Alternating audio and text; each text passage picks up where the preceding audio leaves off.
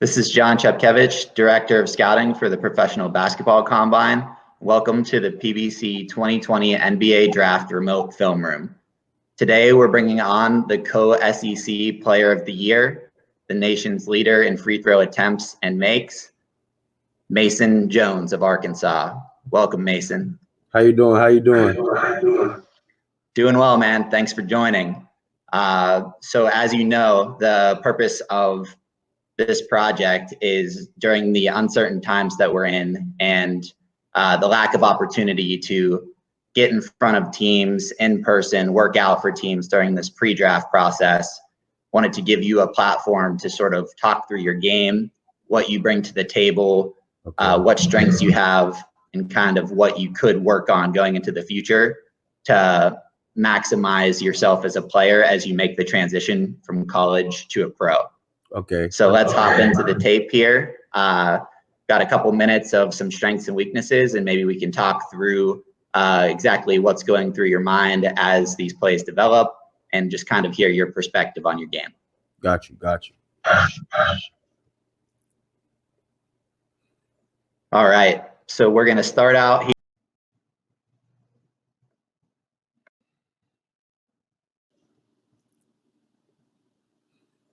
All right, so we're going to start out here with you're matched up against Tennessee. And before we even get started here, the man guarding you is the SEC Defensive Player of the Year, Yves Pons, who is a tremendous athlete, known for both his on-ball defense, off-ball defense, just a really well-rounded, very good athlete.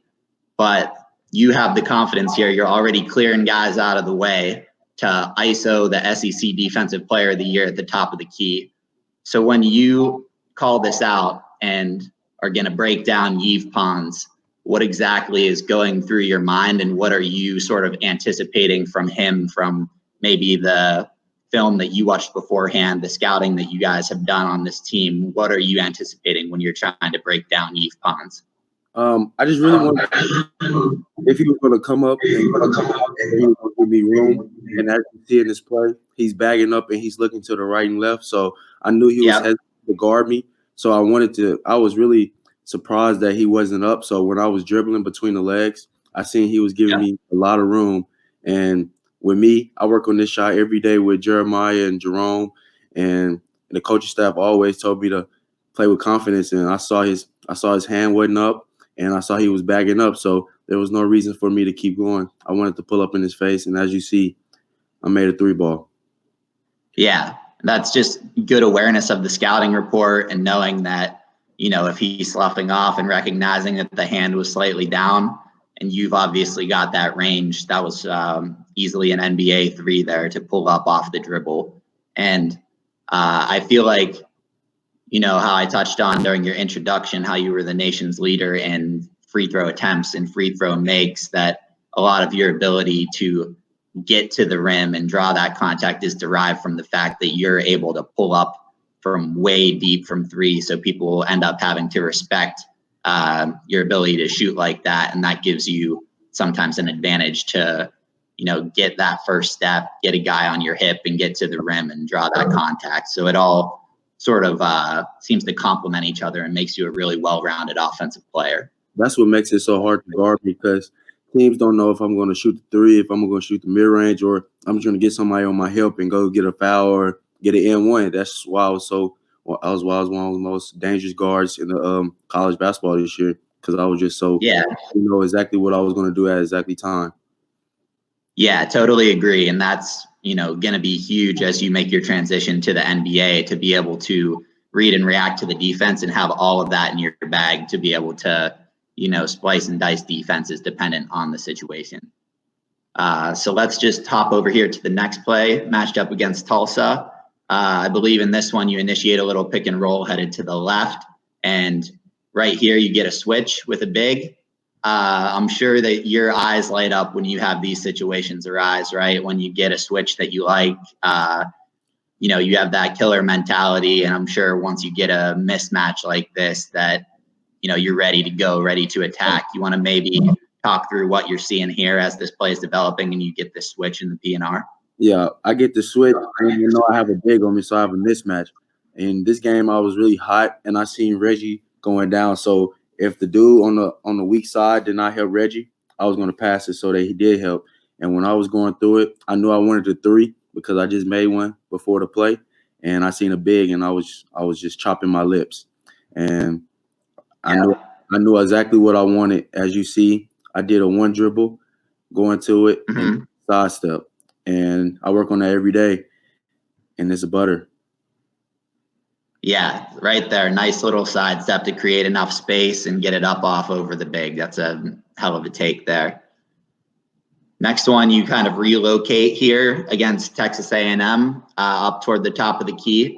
And you can see you initiating your pump fake here as we have it paused. And I think that your pump fake out on the perimeter is pretty textbook and gets a lot of guys to fall for it quite frequently. I assume that's something that you work on quite a bit in practice as well.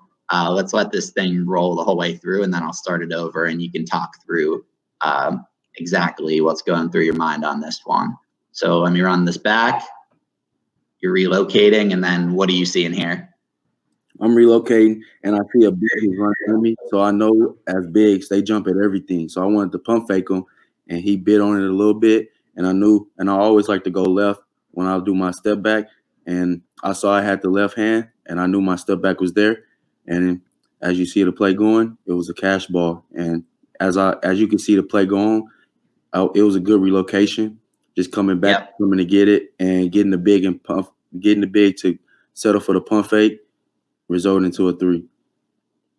Yeah, and again, this is, I think, one of your biggest strengths is, as you were speaking to, your sort of space creation there. I mean, you do a nice job of, kind of getting your body into him, but not fully extending that arm out, just getting enough contact to be able to then step back, and you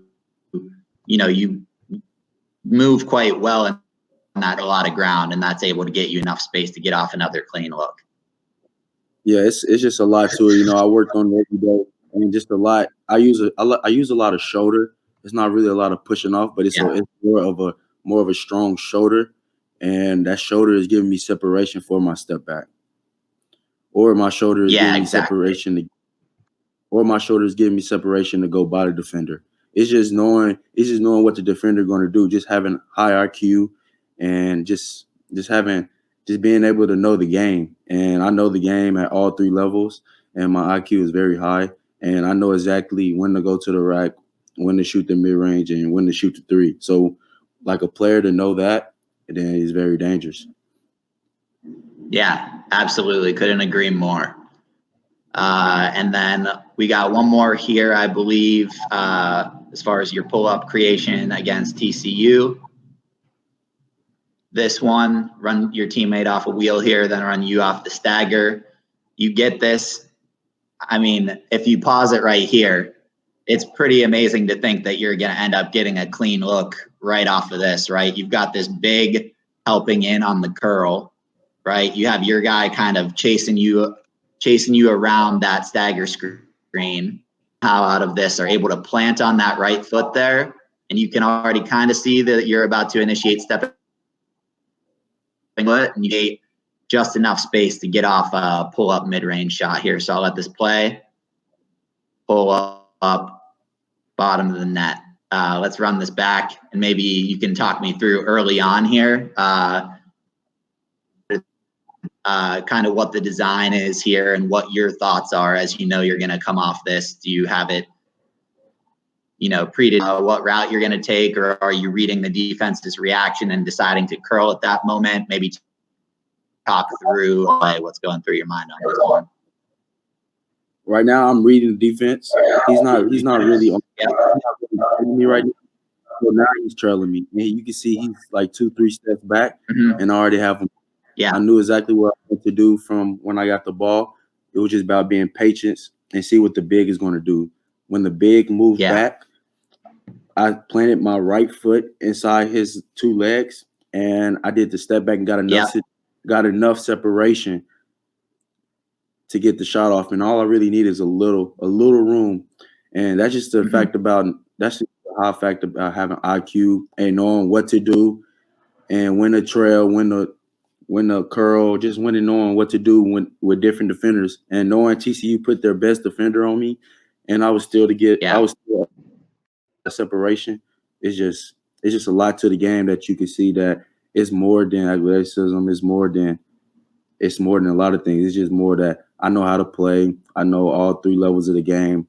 I'm a winner, and I know how to get shots off, and I'm a competitor, and I know that I'm gonna give everything I got every game. Yeah, absolutely. And I think, to your point about athleticism, right? I think there's a lot more to what the common sense is of conventional athleticism, right? Everyone always thinks like vert and, sprint speed, agility, but like there's a lot more to body control and footwork, kind of nuances of athleticism. And I think that you're super high level in those particular areas in a way that manifests itself functionally on the court and in the game of basketball. So I think that's definitely a strength in your game there. Yep. All right. So we're going to move on now to a couple of struggles on the offensive end, but feel like these are areas that you could move going forward and aren't necessarily like full weaknesses, but something that you could work on as you develop into a pro. And a lot of these are more so with regard to drive and kick. And sometimes when you get into the paint and it's a little congested, maybe making a few better reads or better decisions as far as not leaving your feet, things like that. So I'll let these all sort of play through, talk through them live. And then at the end, maybe you can speak to, your thoughts on how to make some strides in that area. That one there, you come off of a little bit of a high pick and roll, and I think you're looking to dime up the roll man here. Yeah. Get a little handoff, pick and roll. It seems like you're looking to feed this into your big rolling, which it seems like there might be a sliver there, but I think that might be Petty at the top. That's catching up to the play a little bit, ends up being a little bit congested when you ultimately do make the pass here, and leads to a turnover headed the other way. Got you. This next one here, you've got it. You have your pump fake. You get into the paint. You ultimately try to dish it off to this big here. But as you can see, you probably would have been better served to kick it out to one of these guys on the perimeter. You've got a few spot-up shooters around the court there, and you've got almost all 5 of these guys in the paint. Sometimes it is the right moment to dish it off to a big for an easy dunk when you drive like that, when they're in the dunker spot and can slide in and punch it. But, in this situation, maybe kicking it out for a 3 might have been your better look in that, in that particular read. Right. I also see, like, when I'm going in, I think I'm looking at all the scenarios that's going in right there, and I'm glad I'm looking at that. So now I can really learn from it and just react better. You're seeing 4 or 5 people, so 3 of my teammates are open on the 3-pointer. I see it. Exactly. Yeah, for sure. And I mean, I'm sure as you begin your pro career and the film study really ramps up, like there will be a lot of time to look back, and you'll continue to learn and recognize those sorts of things. And as you grow and develop, and as we talked about before, you led the nation in free throw attempts. You get to the rim, you cause contact. That's going to cause defenses to collapse on you, even at the next level. So you're going to have a lot of those drive and kick looks, and NBA offenses are a little more spaced. So it might even be more conducive to you racking up more assists and kicking out to threes at the next level. Exactly. Cool. All right, let's move on to this next one. So this one, you kind of do a little in and out dribble, get to the baseline here. This guy's a little off balance, so it seems like you might get yourself into an advantageous situation. Actually, kick it back out to you. Here we go. Drive baseline. Okay, here we go. So you're stuck under the basket here. You have the guy that was covering you on the wing trailing, and 2 bigs here. So you've got 3 guys right in your vicinity, and you end up leaving your feet, which maybe this one would be good for you to talk through. Were you initially thinking of leaving your feet to go up for a shot and then kind of got caught in the air and tried to dish it off? Or was it more so like you were trying to kick it across, but that angle just kind of, tightened up and went away? No, I seen when I was coming off, Scottie Pippen didn't really want to guard me, so he was following his man. And when I got the ball, I seen Saban Lee forcing me to the left, and I seen right when I was going to the rack, I seen 3 people coming, and as you see me lean to the left, I was looking at Desi Seals, but the angle I had with Jimmy standing right there and his man being right there was just a bad angle. And that's one of the plays that me and Coach Musk talked about is just stand on your feet, just continue a live dribble, and just make a simple left-hand pass to the corner for a 3 ball. And I was definitely, when I was watching film with the coaches, that was definitely one of the turnovers I harped on a lot, because that could have been another 3 points that you can add to our scoreboard, and I could have been 3 points for Desi Seals that I could have made the play on. So just looking back on that, I definitely need to stay on my feet and just continue keep my dribble alive. Yeah, and that's not to say that sometimes, every once in a while leaving your feet might be the right decision, but more often than not, it can get you in a pinch like that. So just one thing you obviously know, and like you alluded to, you've gone over it with the coaches, and something you can definitely keep in mind going forward as you begin your pro career. Definitely. All right, I think this is the last of this particular area. So you start with a pick and roll headed to the right. This one, it seems like you start to spin back a little bit and then go back forward, and you get yourself a little off balance. And I mean, this ends up effectively being like leaving your feet, right? Because you don't exactly jump, but you kind of get yourself off balance, and you have to throw a pass, or else you're going to end up traveling in this situation, and it ends up just kind of zipping over the big man's head. So,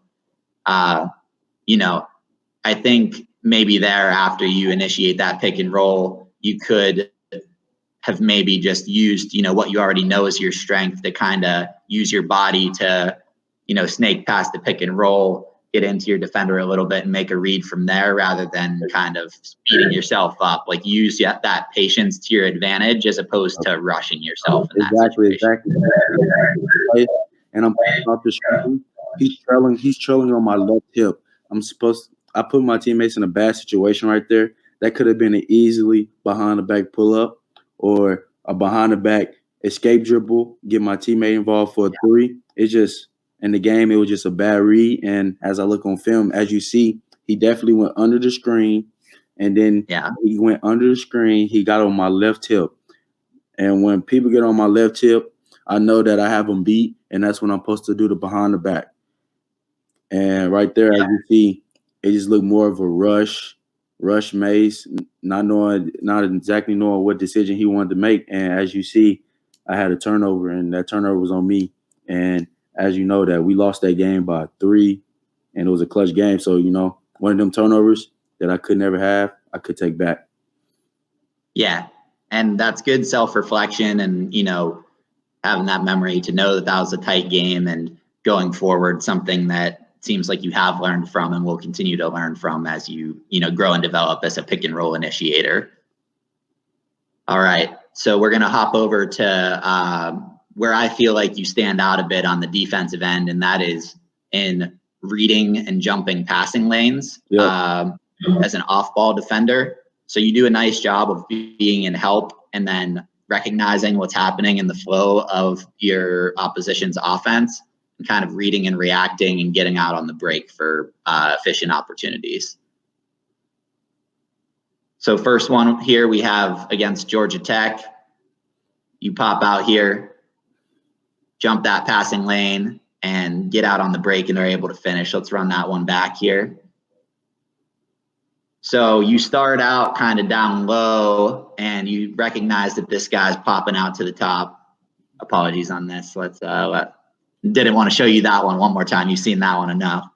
Here we go. So you initially are helping out on that big, and then you have the wherewithal to kind of turn around, and the offense thinks they have an open pass there. You jump in, get your hand in, and even though you might not be the most, blazingly fast guy down the court, you see you sort of have that awareness to use your body to shield off that guy that's chasing you down, get over to the left side, keep him behind you, and calmly finish on the left side of the basket. Yep. And that's just going back to that play. It was incredible because we went through it every day for like 5 days straight going to that game. And right when I seen it, I knew exactly where they was going.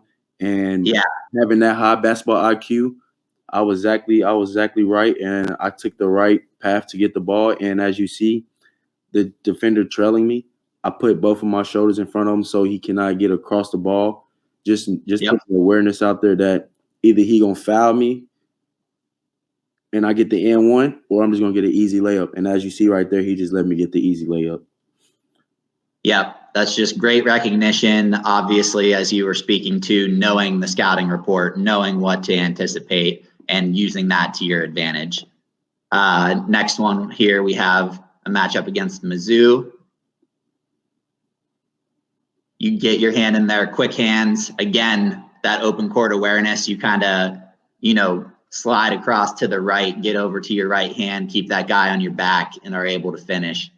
Yes. So right here, if we pause it right here, you can see you're matched up against 12 out on the perimeter there. But you can kind of see that your teammate is a little off balance and trying to recover, maintaining great health principles there. And you see, Zero's putting his head down, trying to get to the rim, got to stop the ball. And you just slide over, have, half a step little slide, and then get your hand in there and poke it out and, prevent what could have been an easy basket for them, and then turn that into an easy basket for you guys. That was just the defense that Coach wanted to run all year. He made sure that we knew that they wanted to drive. That's all they did the first time we played them. And Coach Muss harped on every day that if we stop their driving abilities and make them kick it out, and we're going to always get the passing lanes. And that's exactly what I wanted to do, knowing that the scouting report was to cut every driving lane off and make them kick it out to the three. I just read him that time. I knew that once I stopped him, I knew he had only one pass, and I put my left hand up, and I wanted to get the steal for the team.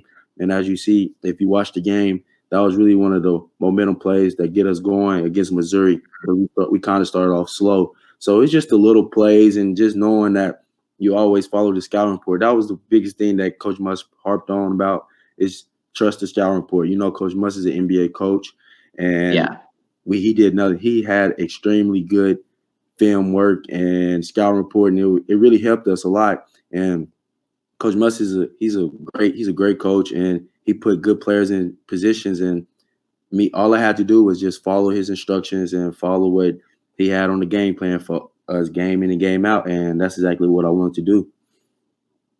Yeah, and that's definitely going to be helpful for you moving forward and having that experience. Working with a coach who's so well respected and meticulous in that regard, because you're going to get that on the NBA level, and it's not going to be foreign to you off the bat, right? It's going to be something that you're already well versed in and know how to, study film and how to identify these things and how to take feedback well and then act on it. Exactly. Just knowing that Coach Muss knows exactly what he's talking about, and knowing that we're going to get the best scouting report game in and game out, and everything that they did, we already knew. And it was just the fact that the way the preparation that he made everybody take was a pro mentality. And when we saw establish him, when he established that culture the first year, especially not knowing what everybody was going to do, is incredible. And we bought in with him, and you can see all the wins that we had, 20 wins this year, and we really thought we had a good chance to make a run at the tournament. So, unfortunately, the season had to come to an end, but just all the stuff that happened this year with the scouting report and the way that he treated us, it was just amazing. Yeah, I couldn't agree more. All right, let's move on to another defensive positive here. Let's see, we did this Mizzou one already.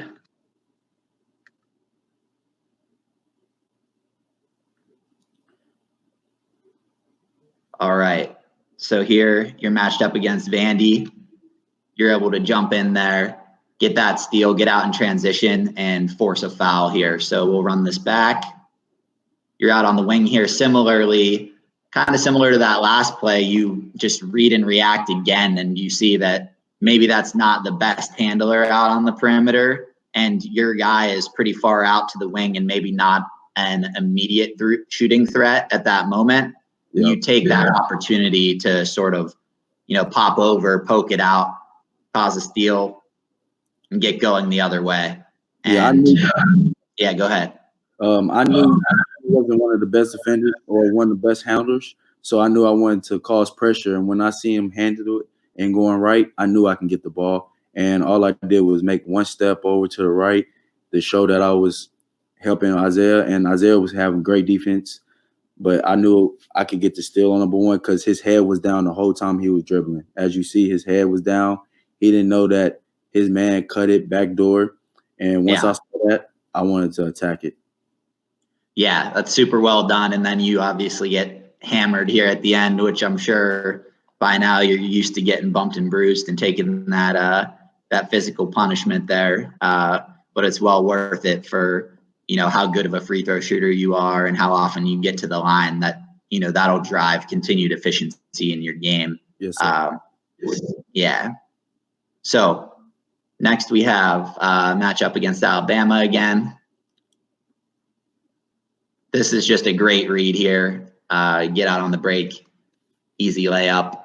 But you want to maybe talk through, see you're kind of in between your matchup 5, and then there's this big that's kind of squatted down in the paint right there. So I imagine that you're, maybe reading if you need to help if he tries to zip that down to the block, or if you're going to jump back out to your guy 5. And in a way, kind of being, in your help principle here, baits this guy into making a bad pass, and you're ready and anticipating it and jumping it. You want to speak to maybe what's going through your mind and what you're reading right now in this particular moment? Oh, yes. Okay, as I see, Jalen Harris is under the basket, and he's in perfect position. He's at the block where Coach Muss wants the help defender under the goal and the blue line. And I'm controlling both. I'm guarding 2 men. I'm guarding the dunker spot down here, number 30, and I'm guarding my man, number 5. And as you see, I'm in a position where I can guard both. And I'm just reading Petty. I think that's Petty with the ball. Yeah, that's Petty. I'm reading Petty eyes. And the whole time, Petty eyes was down again. And as you see, Isaiah is in great help. But Petty eyes are down, and he can't see his man open. So I knew exactly when he looked up, he was looking straight forward to number 5. And I was able to read his eyes and just get the ball and go get a layup for our team to get us going on the road. Yeah, and that's just, that's maintaining perfect positioning, buying into Coach Musselman's system there. And then I see you almost even make half of a little jab step over toward the big here. And that, I think that makes Petty maybe think, okay, this pass is going to be open out to the wing, but you kind of use that jab to vault you back out there and, get you some momentum to get that deflection, get out on the break. So that one particularly stood out to me as being a really nice, nice off-ball recognition. Yes, sir, definitely. All right. Now we're just going to touch on a few struggles defensively in an area that you might be able to work on improving as you move to the pros. And this is, as an off-ball defender, sort of chasing guys that are running off of stagger screens and, just shirt-tailing guys and sticking with guys as an off-ball defender. So we'll watch this one develop here.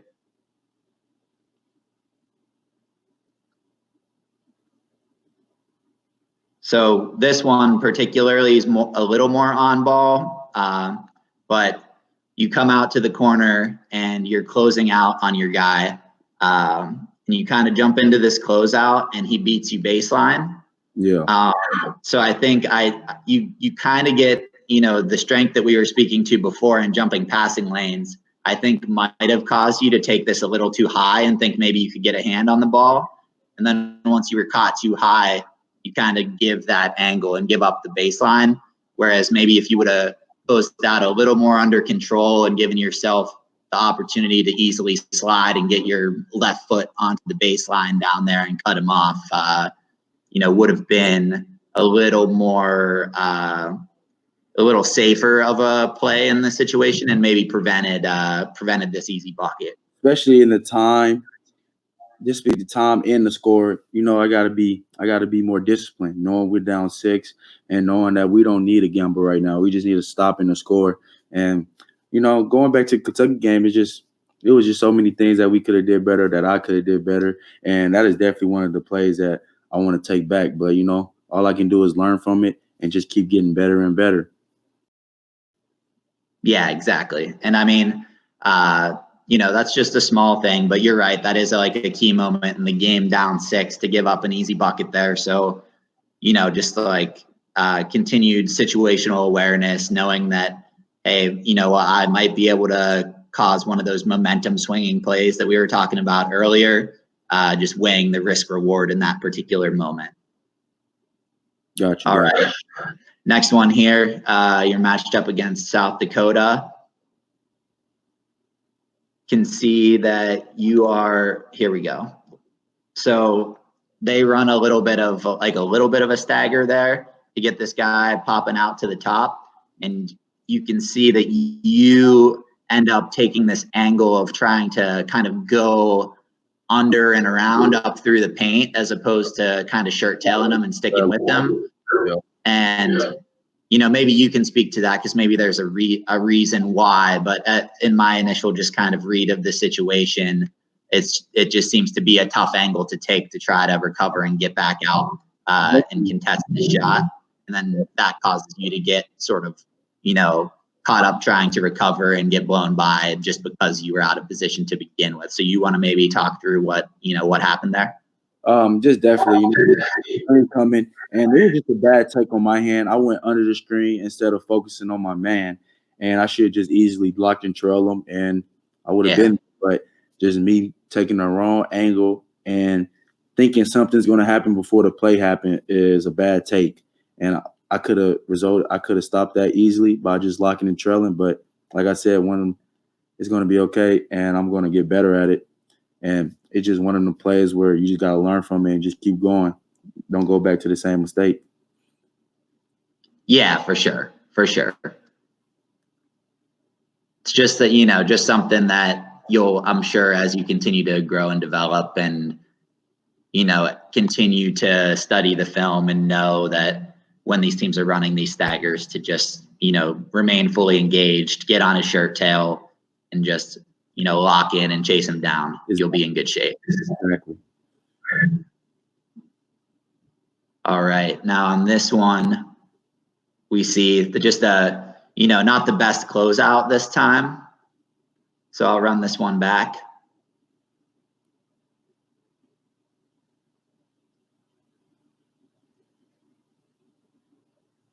So you end up kind of leaving your feet there a little bit and flying past the guy, as opposed to, you know, chopping your feet, getting into a more disciplined closeout. I see you're helping down low a little bit, which maybe, you know, was part of the root of you getting out of position. But, like, you know, as you recover there, you want to just maintain a discipline. Yes, sir. Closeout stance. Yep. Like I said, no excuses on that play. That has to be a way better effort. That has to be a way better. It's a big possession in the game. And when you look back at that game, we end up losing that game in Missouri in overtime. And if you just take that one play away, then we possibly have a win. And, you know, just the little things that you can keep getting better at.